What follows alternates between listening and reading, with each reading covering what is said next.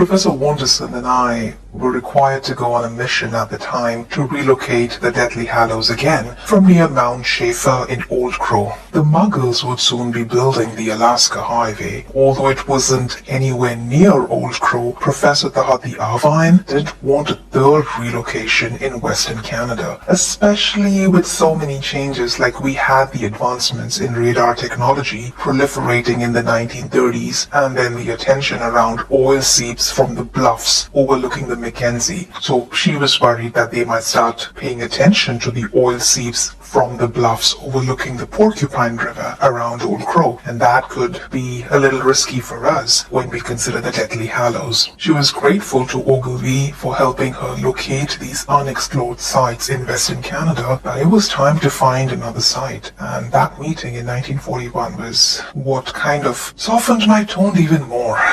And that's why you see that I speak highly and with so much admiration. And especially if you had to personally meet Professor Tahati Irvine, and even Ogilvy for that matter, they were made of something else. Okay, I need to stop you here again. My research was near Bluefish River. It was near the Rampart House, and even some odd trails surrounding the porcupine, caribou, and wolves in that area. I wasn't even planning to go north or east. If anything, I was heading south to Partridge Creek to collect some samples of discontinuous permafrost and verify the thestral wings found at a site by my colleague. Well, I know your research was years later, Aaranya, but you were quite close, and given the times, Professor Tahati Irvine didn't want to take the risk. She and Ogilvy had already relocated the Deathly Hallows in 1896 from northern Alberta, soon after the chief healer's birth. And I cannot reveal the exact location, but I can give you a hint. You might want to investigate the geological history of the Peace River embayment. From our little trip back in time to 1965, you probably got one part of the puzzle. The one about the chief healer's birth every 500 years when the Surunyoki floods? I believe that was a conversation you had with Professor Abbott. Oh yes, I remember that clearly. I mean, that definitely helps me understand one piece, but there are lots of questions. I'm sure there are, and it will be revealed in time. The chief healer's birth, right, every 500 years. It was Copernicus who actually discovered the couplet and made that birth prediction. He met Paracelsus during the epidemic of 1519, as both were physicians and held quite controversial views about the canon of that time. They became rather good friends, so they collaborated and they encrypted the prediction such that you needed expertise in astronomy and alchemy. And it was unconventional expertise. You couldn't get it by practice. You kind of had to be a child prodigy, but you needed that level of expertise in astronomy and alchemy to crack that code again. So it was useless in the hands of any other person. One more thing that might help this mystery is that Paracelsus was a regular customer at the Leaky Cauldron due to his somewhat magical predilections. You must have heard the rumor about the Philosopher's Stone, and he believed in it. And there were some other things that he was doing while he refuted the canon of that time. So there were these things which made him a fierce friend of the owner of the Leaky Cauldron at that time. He thought, and he convinced Copernicus, that it's best to leave it far away from Muggle eyes with the owner of the Leaky Cauldron. But he did not know that witchcraft would soon become a crime. And in 1542, it did become a crime, and it continued to stay so for almost 200 years until the act was repealed in 1736. So that's a long, long time. And also, the owner of the Leaky Cauldron died in 1555 during the Bloody Mary persecution. But the owner gave Copernicus's notes to a trusted friend who kept it safe for generations until the bravest and the most trustworthy Gryffindor, Professor Dumbledore, helped them see the inherent risks and brought the notes to its rightful place, Hogwarts. It's the safest place.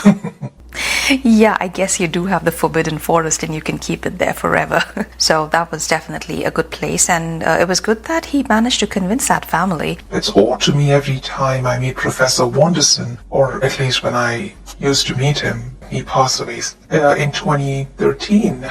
We are now in 2024, so it's been quite a while. It always made me feel strange because I always got that same sense of assurance when Professor Wanderson was around. I also was not surprised when I was told that he was the founder of MeriMies. But I digress, Aaranya. I'm sorry. I've been rambling for quite some time now. I am sure you have questions.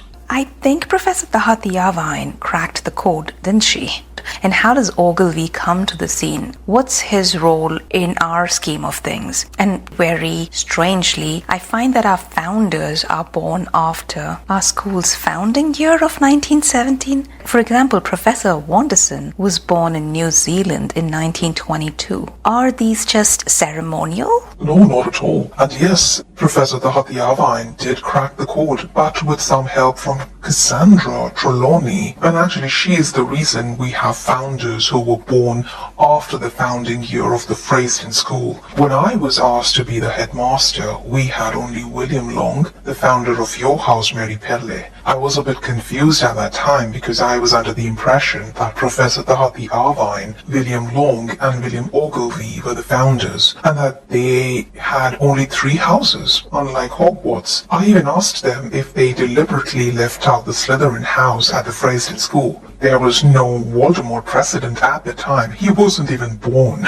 Cassandra had a vision of the founders of the school, and only those 4 founders embodied the ideals of Mary Pelle, MeriMies, Mary Metzel, and Mary Kotka. In her vision, only William Long was the true living embodiment of Mary Pelle. A house that loves the wilderness and all its inhabitants. Every other founder had to be in close proximity to the chief healer who's born like every 500 years. We can all actually call the Mary Pelle house the founding house. But the others, let's talk about the others. DJ Bohm, who is the founder of the Mary Kotka house, was the first prediction because he would be the receiver, the chief receiver of the chief healer's message, and he would be the one to put forth the implicate order. It was so shocking to all of us that DJ Bohm was in fact born in the founding year and month of the school, just a few days later. That's also one of the reasons why we have to keep going back to the primary conversation of 1965 and why I took you back to Swaitsea to listen to the chief healer and the chief receiver conversing. Next, let's move on to the MeriMies house. The founder of the MeriMies house would be a man who understood oracles, who was a gifted linguist, and who had an uncanny demeanor, bravery in spades with a humble heart. Sure enough, you know who I am talking about. We had Professor Wanderson in 1922, like you said, was born in New Zealand, but he was the embodiment of the MeriMies house, and he was loved by his students of religious studies. And finally, the Mary Metzel house. Mysterious, esoteric house, the house where we put things that are unfathomable. So this had to be a person who was so mysterious and spiritually entertaining that everyone who met him felt weird, but left gleefully believing that the game was worth the candle. When someone says the game was worth the candle or not, it's quite clear that it's Alan Watts. He embodies everything that is unfathomable and blissful. So you see, it's not necessarily who comes together to form the school or to form an institute, but it's who brings to life what the school embodies. And I'll share a letter by Professor Wanderson that describes this being toward the end of our conversation today, and after I've answered some other questions. Let's address your other 2 questions, shall we? One is the question about the family friend, and the second is how Ogilvy comes to the scene. Alright, let's take the second one first. The Mary Pelle founder, William Long, was interested in studying the wilderness of Newfoundland and Labrador. When he started exploring Nova Scotia in the 1880s, he heard about Ogilvy's exploratory surveys. So he contacted Ogilvy to learn about Canada's Atlantic wilderness. Now Ogilvy was already surveying Western Canada at the time. So what he did was he introduced Long to some of his friends, but these are families who had come from Finland and who had settled in Thunder Bay, but they were familiar with the Atlantic wilderness, including the George River caribou in northern Labrador.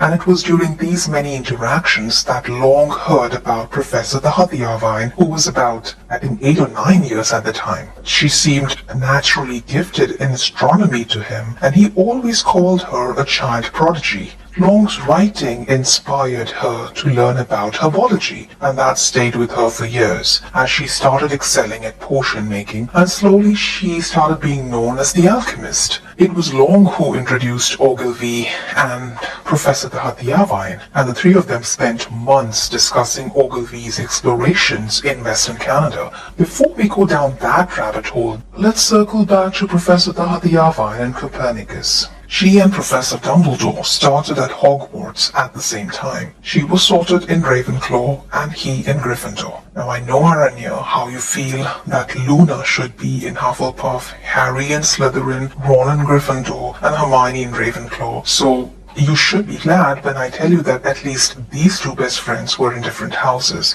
But Professor Hathiavine was the mischievous one, and Professor Dumbledore was always the decoy. These two folks in the first or the second year, I believe that's 92 or 93, we're talking about 1892, like 100 years before Harry and their time. So 1892, 93, they started believing the stories and they started diving deeper into the stories about Copernicus's couplet and prediction. And then these two best friends decided that they should go on a mission to find the custodians and retrieve the notes in the hope that Professor Hathiavine's brilliant brain could crack the code. Professor Dumbledore helped them see the risk they were carrying for generations without knowledge of the contents, and also let them understand that it is safer to keep the notes at Hogwarts instead. That's how the Hathiavine actually got the code that she could crack later. But do you know who those custodians were? I don't know. How would I guess that? This is a story this is new to me. I didn't even know all of this. Well, those custodians were the Susipetonens from Lapland. I did not see that coming. Actually, you're right. I should have made the Hufflepuff Meripelle connection when Professor Abbott accompanied us to interpret the Chief Healer's message. She's a Hufflepuff, and she's also the current owner of the Leaky Cauldron. That explains a lot. This is a lot to unpack, and I'm sure we did not answer the central question about Old Crow and the Thestrals, but I don't believe this was a deflection on your part, like so many times before during my thesis. This conversation has kind of opened many tributaries, and I would need to review them before we move forward. So I'm not sure when can we write chapter 1, or maybe this should be chapter 1.